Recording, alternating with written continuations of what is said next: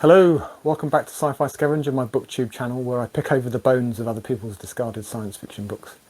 A special welcome if this is your first visit. Why not subscribe now that you're here?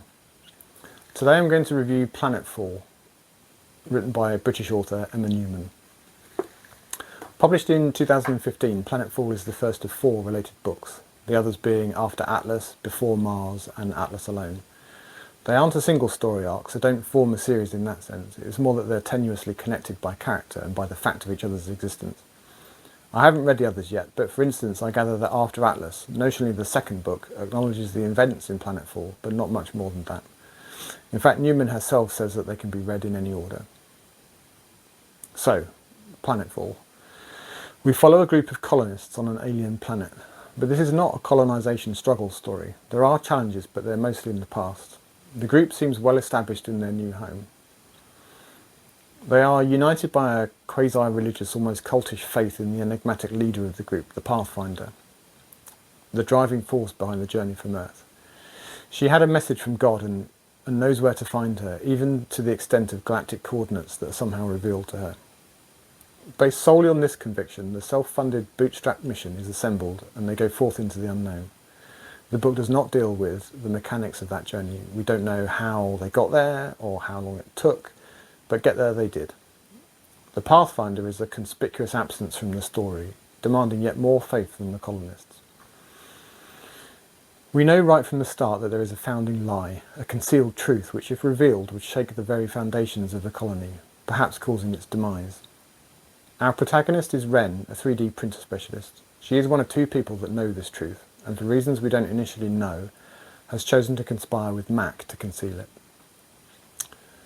The story is really about the personal and mental stresses of concealing this lie, the increasingly convoluted charade necessary to sustain it, and ultimately its consequences.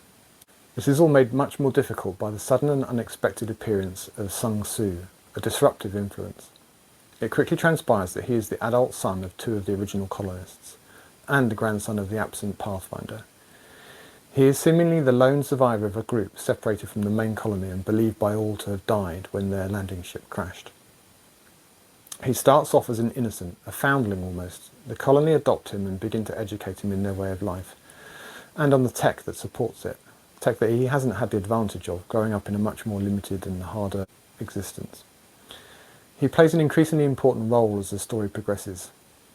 Is he merely a prodigal son, returning to the fold, or a survivor of unfortunate events, or does he have other motivations? All of that happens early in the book, and I won't or can't cover more of the plot summary as it will be very challenging to avoid spoilers. So, what did I like about this novel? Firstly, Newman really builds the tension throughout, helped by the first-person present-tense narration and a small dose of flashbacks which add depth and complexity, particularly as it relates to Wren's personality and her motivations. The air of impending disaster ratchets up with each passing chapter, every twist and turn shoving me closer to the edge of my seat. I felt the stress of the founding lie and the increasingly untenable battle to keep it concealed. Things unravel as the book progresses, particularly as Sung Soo takes a more active role in the colony. He's kind of an X-factor, an unpredictable element. He undermines the artful deceptions which, with Wren's reluctant collusion, Mac has built to sustain their lie. When that tension is finally released near the end of the book, I felt it like a stretched elastic band snapping and flicking me in the face. It was a physical reaction, a real what the fuck moment that I did not see coming. That was very well done in my opinion.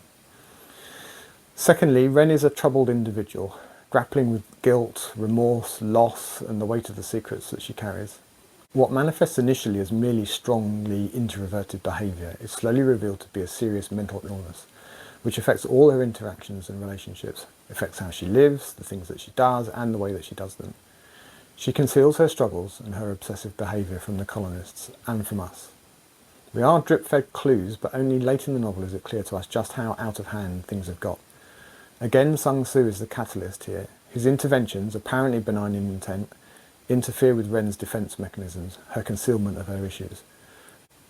Yet another strand of tension in the book. Newman builds this to breaking point, and I really felt Wren's bewilderment, her loss of control, the betrayal, the judgment and the violation she feels as more and more of her symptoms and their effects become clear to her fellow colonists, as her carefully constructed facade is demolished.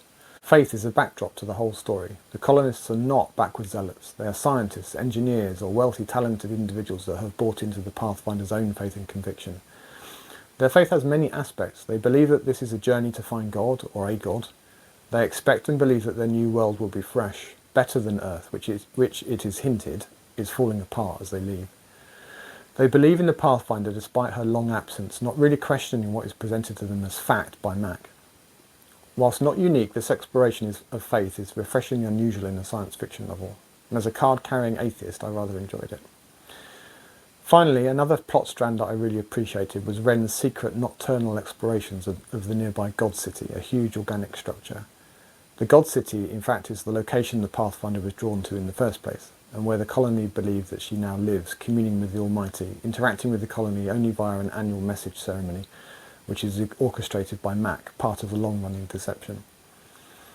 Wren's nocturnal visits are fraught with uncertainty, no small peril and a real sense of the alien. Alien in its intestinal appearance, alien in the effects that it has on Wren, alien in its behaviour, its unknowable intent, and in the scope of its purpose. I think Newman does a nice job with this. If I have one regret, it's a small one. I'm a sucker for the details of how such a colony might be established, how the journey might be achieved, and the practical challenges of such a journey. I might have liked more of that, but it would have been a very different book. I also felt the story ended rather abruptly. I wanted more of Wren, more of the on-story following the climactic events in the colony. But these are minor grumbles and say more about me and my preferences than about the way that Newman constructed the tale. Overall, I really enjoyed this book. At 300 pages, it doesn't outstay its welcome. The storytelling is taut, economical, and yet richly done, and I really liked Wren as a character. Rooting for her despite her flaws and her eventual fall from grace. Her comeuppance, if you like. I'd give it a solid 8 out of 10, and I'm keen to read the others in the set. I very much recommend it. Have you read Planetfall or any of the other books? What did you think? Drop me a comment, I'd love to hear from you. Thanks ever so much for watching. Don't forget to subscribe and to smash the like, it really helps. I'll be back soon with another science fiction video, but bye for now.